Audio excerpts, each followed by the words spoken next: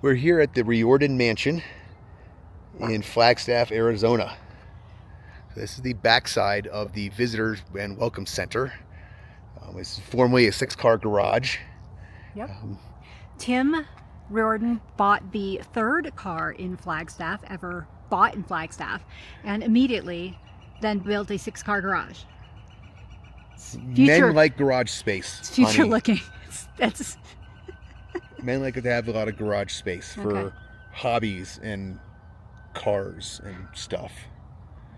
We're going to take you on the outdoor tour. We just finished the indoor tour, which is fascinating, well worth your time and your $18, but you cannot film on it, so we did not. So we are going to now show you the outdoor spaces and give you some glimpses into what you might see inside.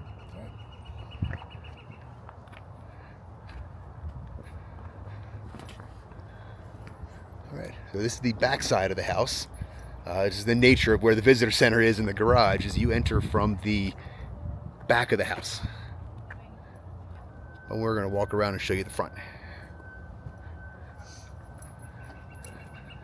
So this is nestled right up against Northern Arizona University. As a matter of fact, you can see it right through the trees over here. Erica tried to park in one of their garages. I did. Don't do that. They apparently charge you for it. So we were able to back out. She only almost hit like 3 cars. Oh, I did not almost hit a car. He exaggerates. So here is the front entrance.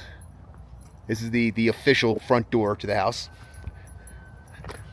All of that is like volcanic rock that they have then treated and painted.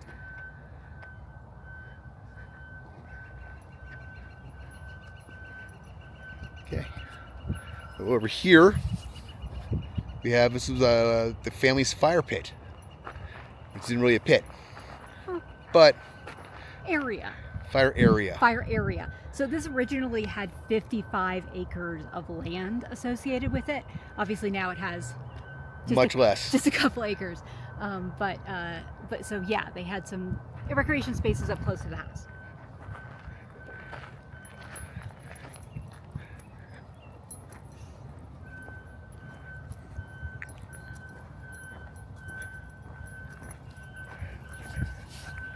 So this is the official front of the house. This is how guests would have arrived. So you can see clear examples of the 2 houses on either side. They're basically twin houses. They are mirror images of each other when originally built. There's been some changes and adaptations and adjustments throughout the years from when these houses were built in 1904, I believe. Yes. Okay, good job, sweetie. Thanks. I want to talk about this center section right here. So that is the family meeting space in between the 2 houses. They have a large room full of billiards tables, a piano, fireplace, just a recreation spot for them, for the cousins to spend time together, but also to have that neutral space between the houses so that the households felt separate, but spent plenty of space where they could be together.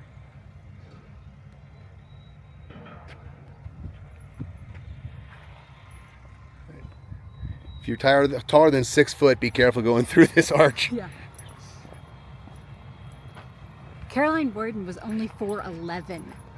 She actually cut the feet off of her stove so that she could better use it. So as we were on the tour inside, there is a large stain in the dining room area. We were told that a volunteer here several years ago was convinced that the sprinkler system was going to leak. And it was going to freeze over in the winter, and then that would cause the pipes to burst, and it would leak and severely damage the house. So he poured antifreeze into the pipes not realizing apparently that it was a dry pipe system and that all the pipes were actually kept dry until it was turned, the sprinkler system was turned on. And so put a big damage spot in the ceiling of the dining room of the house. Needless to say, he's no longer a volunteer. And I actually have brought this up because they have a bench here thanking their volunteers that have served here in the past. And I'm guessing his name's not on it. Can't confirm or deny that, but I assume it's not on there.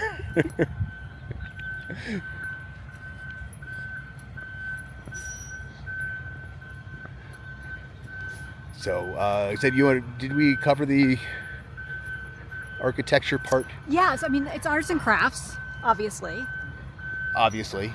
One of the things what struck me as interesting is that the arts and crafts movement came out of as like what's the word? Like a kickback or a backlash against the excesses of the Victorian era. Right. And the artificiality of the Victorian era. Right. And so the arts and crafts was all about blending into your environment, blending into your surroundings, making it look like it was supposed to be there, has been one of the hallmarks. But, and I think this is so interesting, with all of the modern conveniences, just in some cases like hidden or tucked away into the structure. So the architect for this was Charles Whittlesley. You may recognize the name because he's the architect of the famous El Tovar Hotel at the Grand Canyon. Apparently he contracted with the two brothers who owned a lumber company here, the largest lumber company in the area, basically the only one. Yeah. And he contracted them for wood to build the El Tovar at the Grand Canyon. And the two brothers went, holy crap, we've got a world-class architect here that we're working with. Hey, brother, you want to, help us out and design our house, which he agreed to do. Yeah. It cost $85,000 in 1904, which was real money in 1904. Right. Well, and it translates to over $3.1 million today. Yeah. It's real money today. So what we got here? It's a fountain.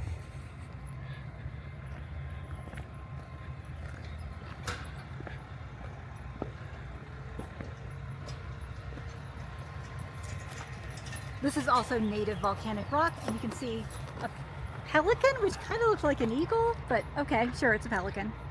And on the other side, there's an owl.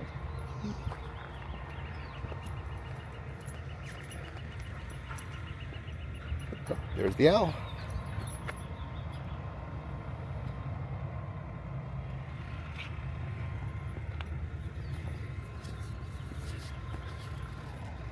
But like we said, this is a fantastic house. They have this half of the house that we're looking at right now, they've not done a lot of restoration on it. They're doing basically the other house was kept much better preserved, so that the east house is primarily the historic house part. The western part that we're standing outside right now has been turned into offices and a museum. So there's still a few spots of the house that are available to view, but it's primarily set up as a museum. The center room in between is still kept original and is fantastic looking. I want our house to look like that. You do love a log cabin. I do like a log cabin look. I love exposed wood beams, so which this has plenty of. So I said it's the fascinating thing about some of these designs is that it's designed to look rustic and to blend with the environment, where you got all these great wood beams and it looks like